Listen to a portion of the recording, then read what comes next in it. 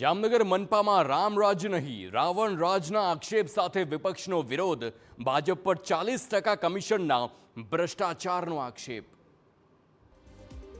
જામનગરના ward number 4ના કોંગી corporator રચના નંદાણીયા અવારનવાર અલગ પ્રકારે મનપા સામે વિરોધ નોંધાવતા હોય છે, ત્યારે આ વખતે મહાનગરપાલિકાની જનરલ બોર્ડની બેઠક પૂર્વે તેમણે અનોખી રીતે વિરોધ નોંધાવ્યો હતો।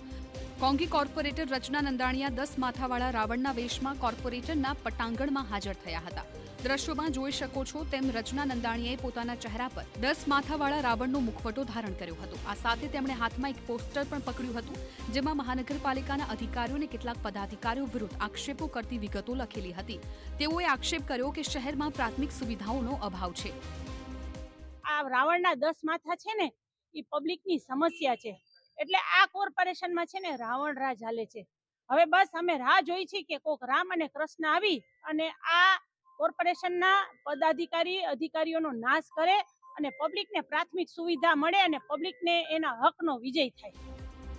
એટલું જ નહીં, મનપાની સામાન્ય સભા યોજાય એ પહેલા જ કોંગ્રેસના કાર્યકરોએ મનપા કચેરીનો ઘેરાવો કરી ઉગ્ર વિરોધ કર્યો। ભ્રષ્ટાચારના મુદ્દે ઉગ્ર સૂત્રોચ્ચાર સાથે દેખાવ કર્યા। જોકે ઉગ્ર વિરોધ વચ્ચે પોલીસ બંદોબસ્ત ગોઠવીને સમગ્ર કાર્યક્રમ શાંતિપૂર્ણ રીતે પૂર્ણ કરવામાં આવ્યો। એક પણ એવું અહીંયા બિલ્ડિંગમાં એક પણ એવી શાખા નથી કે જેમાં ભ્રષ્ટાચાર ના થયો હોય। એક કોંગ્રેસ પ્રમુખ તરીકે મારી સમગ્ર કોંગ્રેસની ટીમે આજે બોર્ડનો ઘેરાવ કરી અને જનતાની સામે આ 40%નો જે ઉઘાડ કરવા માટે આજે અહીંયા આવ્યા। અમરેલીમાં આપના